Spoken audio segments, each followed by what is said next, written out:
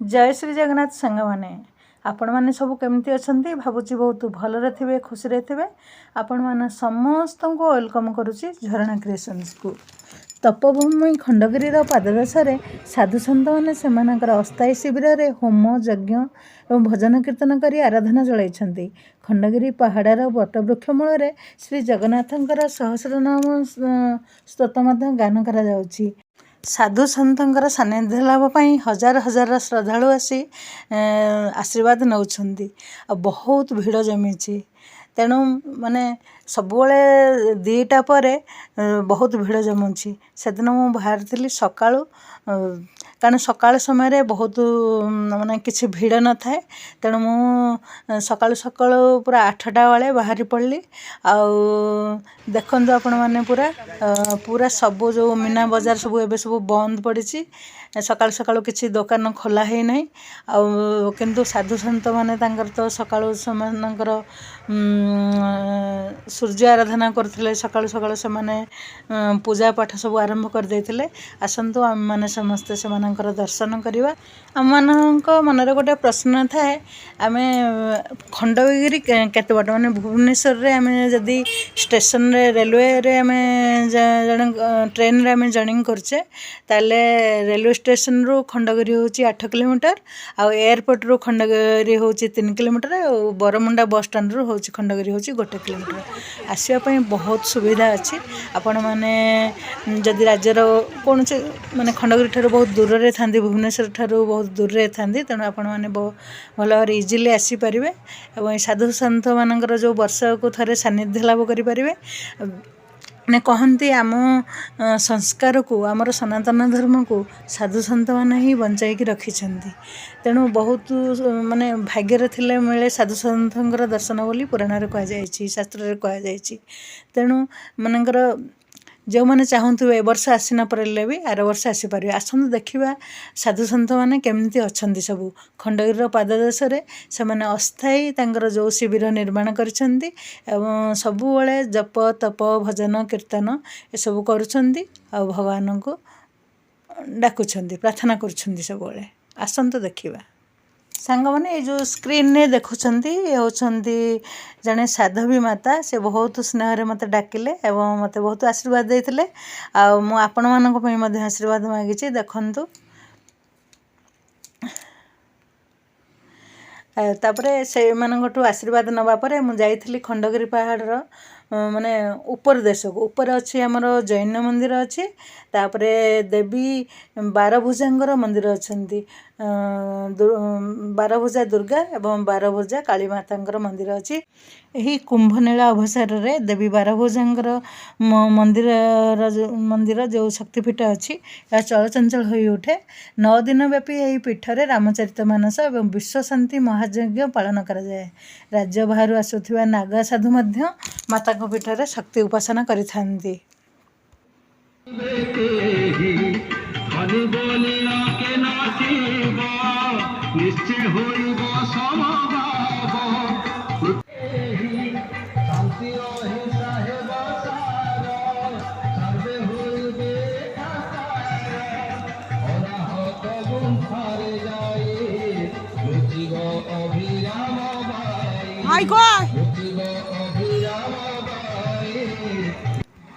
सांगने मु मो हजबैंड आम जाइलु आम ठीक करूँ सकाल समय गला बेले आम माने जानी शुणी जाइलु कहीं से सब भक्त मैंने श्रद्धालु आसी नथिबे। आम जेहेतु पाखरे रोचु तेणु आम गलु सन्यासी मान दर्शन से मुस्किल होता है जो बहुत भिड़ थाए समस्ते दर्शन माने व्यस्त था माने इच्छा प्रकाश करथांती तेणु मुझे माने जल्दी जाइलु सकाळु सकाळु जाइलु ठाकुर दयारु आम से दर्शन भी करि। खंडगिरी पूरा टॉप रे जैन मंदिर अच्छे देखु मो हजबैंड से ठेचंदी ये पूरा खंडगिरी थिबा पहाड़ को कटा जाइछि। खंडगिरी रे ललाटकेश्वरी गुंफा देवसभा तारे बुद्धदेवंकर किछि अंश ये सब एथिरे अछि। सांग माने आसंतु माता 12 भुजा को दर्शन करवा। बारभुजा दुर्गा और बारभुजा काली माता एठी पूजा पाउछंती। यही कुंभमेला अवसर रे एठी रामचरित मानस पठन करा जाए 9 दिन एवं शांति विश्वव्यापी शांति महायज्ञ अनुष्ठित होता है एवं देवी होती अधिष्ठात्री देवी देवी पूजा बहुत भल भाव एठी होता है और लंगर मध्य चली था। देखंतु माता को आपण माने सब दर्शन करंतु। एठी माता बारभुजा काली माता एवं बारभुजा दुर्गा माँ पूजा पाउथन देखंतु।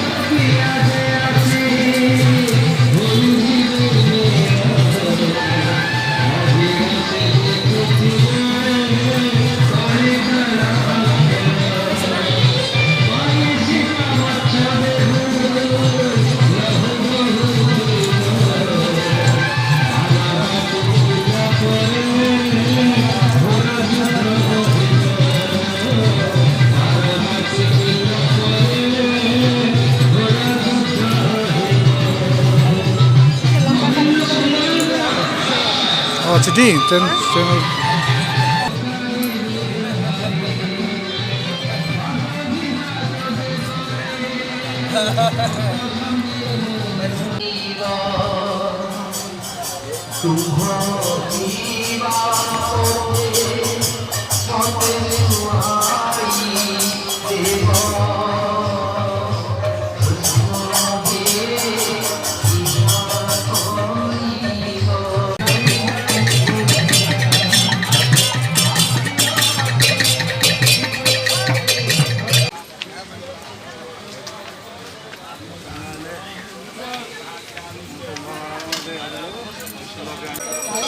ସାଙ୍ଗମାନେ ଆପଣମାନେ ତ ଖଣ୍ଡଗିରି ବୁଲିଲେ, ଆପଣମାନେ ପୁରା ସେଠି ମାତା ବାରଭୁଜାକୁ ଦର୍ଶନ କଲେ, ଜୈନ ମନ୍ଦିର ବି ଦର୍ଶନ କଲେ, ଆପଣମାନେ ଆମ ସାଙ୍ଗେ ପାହାଡ଼ ବି ଚଢ଼ିଲେ, ଆଉ ସବୁ ସାଧୁସନ୍ତଙ୍କୁ ମଧ୍ୟ ଦର୍ଶନ କଲେ, ଆଉ ଆଶୀର୍ବାଦ ବି ନେଲେ। ଆଉ ଦେଖନ୍ତୁ ଇଏ ଯେତେବେଳେ ଆସିଲୁ, ତାପରେ ସେତେବେଳକୁ 10ଟା ହେଇଯାଇଥିଲା ପାହାଡ଼ ଉପରେ ଆସିଲା ବେଳକୁ। ଆମେ 8ଟାରେ ଏଣ୍ଟ୍ରି କଲୁ। ପୁରା 2 ଘଣ୍ଟା ପାହାଡ଼ରେ ସମସ୍ତଙ୍କୁ ଦର୍ଶନ କରିଲା ପରେ ତାପରେ ଆସିଲୁ। ଏଠି ଧର୍ମ ଏତିକ ପୁସ୍ତକ ଯେଉଁ ଗରୁଡ଼ ପୁରାଣ ଆଉ ପଦ୍ମ ପୁରାଣ ମଧ୍ୟ ମୁଁ କିଣିଥିଲି। ଦେଖନ୍ତୁ ତାପରେ ଆମକୁ ବହୁତ ଶୋଷ ଲାଗୁଥିଲା। ତାପରେ ଆମେ ସେଠି କିଛି ଲେମ୍ବୁ ପାଣି ମଧ୍ୟ ପିଇଲୁ। ଦେଖନ୍ତୁ ମାନେ ତାପରେ ଆଉ ପେସେନ୍ସ ନଥିଲା କି ଆମେ ଯାଉଁ ଉଦୟଗିରି କି। ଆଉ ଦିନେ ମୁଁ ନିଶ୍ଚୟ ଏଇ ମେଳା ଭିତରେ ଉଦୟଗିରି ବି ଆସିବି, ଆଉ ଆପଣମାନେ ବି ମୋ ସହିତ ଉଦୟଗିରି ବି ବୁଲିବେ। ଆପଣମାନଙ୍କୁ ସାଙ୍ଗମାନେ ଯଦି ଭିଡ଼ିଓଟି ଭଲ ଲାଗିଥାଏ ଆଉ ନିଶ୍ଚୟ ଆପଣ ସେୟାର କରନ୍ତୁ, ସବସ୍କ୍ରାଇବ୍ କରନ୍ତୁ ଆଉ ଲାଇକ୍ ବି କରନ୍ତୁ। ତାପରେ ଏଠି ତ ବହୁତ ମୀନା ବଜାର ପଡ଼ିଛି, ବହୁତ ଶସ୍ତାରେ ସବୁ ଜିନିଷ ବି ମିଳିଥାଏ। ଆଉ ସବୁ ଧୀରେ ଧୀରେ ଦୋକାନ ଖୋଲିଲାଣି। ଆମେ ଯେତେବେଳେ 8ଟାରେ ଆସିଥିଲୁ ସେତେବେଳେ ତ ପୁରା ସବୁ ଦୋକାନ ବନ୍ଦ ଥିଲା। ଏବେ ସବୁ ଦୋକାନ ସବୁ ଟିଫିନ୍ ସବୁ ବିକ୍ରି ହେଲାଣି। ଏ ତ ଖଣ୍ଡଗିରିରେ ସବୁ ଦର୍ଶନ ସରିଲା, ଏବେ ଘରକୁ ଯିବା। ସାଙ୍ଗମାନେ ଭିଡ଼ିଓଟି ଆପଣଙ୍କୁ କେମିତି ଲାଗିଲା ନିଶ୍ଚୟ ସେୟାର କରିବେ, ସବସ୍କ୍ରାଇବ୍ କରିବେ। ଆଉ ରହୁଛି, ଜୟ ଶ୍ରୀ ଜଗନ୍ନାଥ। ସାଙ୍ଗମାନେ ଆପଣମାନେ ନିଶ୍ଚୟ ଖଣ୍ଡଗିରି ବୁଲିବାକୁ ଆସନ୍ତୁ। ଏ ବର୍ଷ ନ ଆସିଲେ ଆର ବର୍ଷ ନିଶ୍ଚୟ ଆସନ୍ତୁ। ରହୁଛି, ନମସ୍କାର।